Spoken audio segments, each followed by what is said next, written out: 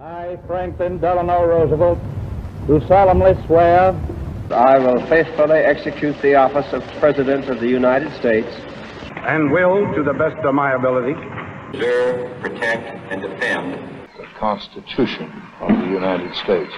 So help me God. Welcome back, everyone. It's the President's Guy. Today we're going to be breaking down the top 10 biggest electoral landslides in presidential history. So what do I mean when I say electoral victories? Well, for those unfamiliar or who live outside the United States, here we have an electoral college system, which basically means that each state gets a number of representatives and senators attached to it, and that's that state's voting power in the presidential election. You have to get 270 electoral votes. Historically, there have been a handful of examples of someone winning the electoral vote but not winning the popular vote, most recently Donald Trump in 2016. We will not be focusing on the popular vote in this video, although if you'd like to see me break down that top 10 in the future, because they are not all the same, then leave a comment down below and we'll do that one in the future. The interesting bit about this is the vast majority of these come in the 20th century, and they come pretty much back to back to back in a few cases. So let's start with number 10, the election of 1932. The 1932 election sees incumbent President Herbert Hoover dealing with the height of the Great Depression being challenged by Democrat Franklin Delano Roosevelt. This would be the first of 4 terms that FDR would win, and not the first time he's going to show up on this list. The nation is struggling financially, and Hoover is the one taking the blame, which I think historically is a little bit unfair. Hoover certainly didn't cause the Great Depression. He certainly didn't do a whole lot to help it either. A few tariff bills and tax bills were passed to try to, jumpstart the nation's struggling economy, but it did not work. And the perception from the people was that the Hoover administration was still kind of living this grandiose, extravagant lifestyle, which just did not play well. So Roosevelt ends up winning a grand total of 472 out of, at the time, the possible 531 electoral votes. 531 being the cap at the time, since we didn't have Alaska and Hawaii just yet. Hoover would only claim 59 electoral votes in the election. Hoover would only claim 59 electoral votes, all of which were centered in the Northeast. Coming in at number 9, the election of 1964. The election of 1964 is actually a pretty curious case. Johnson obliterated Republican challenger Barry Goldwater, and this was surprising for a number of reasons. One, LBJ had to deal with a splintering Democratic Party, particularly in the South, where Goldwater won most of his support. This was because LBJ's civil rights and voting rights legislation was not particularly popular with Southern Democrats, or, as they were known, the Dixiecrats. But I think it was pretty easy to see that an LBJ landslide was coming, for if no other reason, LBJ was trying to honor the memory of John F. Kennedy, who had been assassinated the previous November.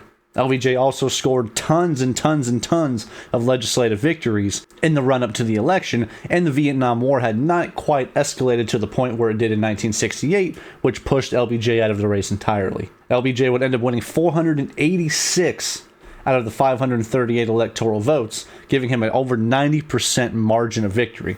I forgot to mention that FDR's margin of victory was almost 89% in his election. Goldwater would only capture 52 electoral votes, as previously mentioned, all in the South other than one state in the Southwest, just narrowly edging out the margin of victory from his hero FDR. Coming in at number 8, the 1980 election, seeing Ronald Reagan taking on incumbent Jimmy Carter. This also will not be the last time we see Ronald Reagan on this list. What can I say about the 1980 election that hasn't already been said by me or others? The country is dealing with horrible economic conditions. Whether or not you blame those on Carter or his predecessors Ford and Nixon is up to your interpretation of history. But it's super simple to say that Reagan was perhaps the most popular man in the country.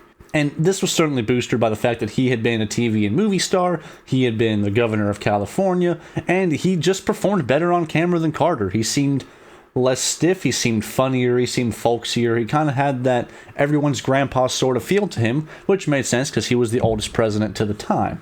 Reagan absolutely trounced the incumbent president, winning 489 electoral votes, giving him an almost 91% margin of victory, with Carter only winning his home state of Georgia and a few sporadic others, totaling 49 electoral votes. Coming in at number 7, the election of 1864. This would see my favorite president and hero, Abraham Lincoln, take on the challenger from the Democrats, George B. McClellan, who of course had been the leader of the Union forces until Lincoln dismissed him after the Battle of Antietam. Now, this is a bit of a cheeky entry because the entirety of the South, for the most part, outside of Louisiana, was not allowed to vote in this election. For a more accurate representation of how Lincoln probably would have fared if they were allowed, see the election of 1860, which was also a pretty comfortable margin of victory for the president. In a surprising turn of events, Lincoln's biggest contribution to his victory came from the soldiers in the field. Well over 500,000 soldiers voted in the election at a rate of almost 2-to-1 for Lincoln over McClellan, which is surprising because he was incredibly popular with his men. This just showed how much they supported the president and the war effort to help beat the South. Lincoln would win 212 out of 233 possible electoral votes, giving him just shy of a 91% margin of victory, with McClellan only capturing 21. Coming in at number 6, the election of 1804. This election pits incumbent President Thomas Jefferson against Charles Cotesworth Pinckney of South Carolina. And this was quite a surprising turnaround because just 4 years later in the election of 1800, the election was so close and undeterminate that it ended up going to the House of Representatives, which awarded the election to Thomas Jefferson over the incumbent of John Adams. Ironically enough, John Adams' son, John Quincy Adams, would be awarded the presidency a few decades later by the House of Representatives when the election between him and Andrew Jackson was too close to call. Jefferson would win 162 out of 176 possible electoral votes, leaving only 14 for the South Carolinian, with a 92% margin of victory. Coming in at number 5, the election of 1972, pitting Richard Nixon against George McGovern, and what was the biggest electoral landslide to the time, which was impressive considering just 8 years earlier LBJ broke that very same record. Nixon would actually go on to win over 60% of the popular vote as well in this election, destroying his challengers, winning a total of 520 out of 538 electoral votes, leaving 17 for McGovern and 1 for Hospers, who was an independent challenger. Nixon won almost 97% of the electoral vote, and as you can see by this map, red, red, red, red. This was ultimately due to the American people having more faith in Nixon over McGovern to end the Vietnam War, which was quite interesting considering Nixon ran on ending the war 4 years earlier in 1968. This was also surprising because this was the early stages of the Watergate investigation, and Nixon had not quite been implicated in that just yet. Had that happened 2 years earlier, who's to say whether he would have won this election? Coming in at number 4, once again, Ronald Reagan in the election of 1984, when he crushed former President Walter Mondale. Reagan at this point is riding high, incredibly successful in the 80s, have seen the economic turnaround that the 1970s was waiting for. At this point, Reagan has become the Teflon president. Nothing sticks to this man. No controversy, no scandal, no domestic or foreign policy. Success or blunder really is altering the public's perception of him. Mondale was absolutely crushed in this election, winning only 13 electoral votes, including his home state of Minnesota and Washington, D.C. Reagan would win 525 out of the 538 electoral votes, giving him an over 97% margin of victory. At number 3, the second appearance of Franklin D. Roosevelt in the election of 1936. At this point, the Depression is still running wild, but Roosevelt has gotten a ton of legislation through, he's getting people back to work, and they're feeling more optimistic about the future. This reflects easily in the election, where Roosevelt improves on his already impressive margin from 1932, winning 523 out of the 531 electoral votes, absolutely crushing Kansas Governor Ralph Landon, who couldn't even win his own home state. He would only end up claiming 8 out of the possible 531 electoral votes, with the other 523 going to Roosevelt for an over 98% margin of victory. Coming in at number 2, President James Monroe's victory in the election of 1820. At this point, we were riding high in the era of good feelings, which was the 24-year period from Thomas Jefferson to James Madison to James Monroe, in which the Democratic Republicans were running the show. This is technically a bit of a cheeky entry too, because Monroe technically won 100% of the electoral votes. One faithless elector awarded a single electoral vote to Secretary of State John Quincy Adams. That notwithstanding, Monroe still won 231 out of 232 electoral votes, giving him an over 99% margin of victory, decisive nonetheless. Coming in at number 1 is actually a two-way tie between the elections of 1788 and 1792, seeing George Washington win 100% of the electoral and popular votes, as he had no major challengers in either. A bit cheeky.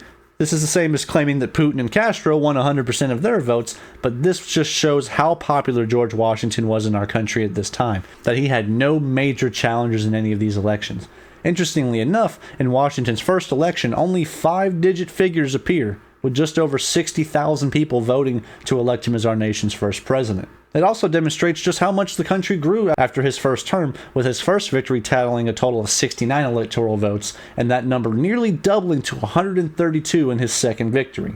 So there you have it, ladies and gentlemen, the top 10 biggest electoral landslides in United States presidential history. In the future, we'll tackle the 10 closest elections in American history, and if you want to see this tackled with the popular vote, leave a comment down below, and I'll get around to that at some point in the future. And until next time, ladies and gentlemen, remember, never stop learning.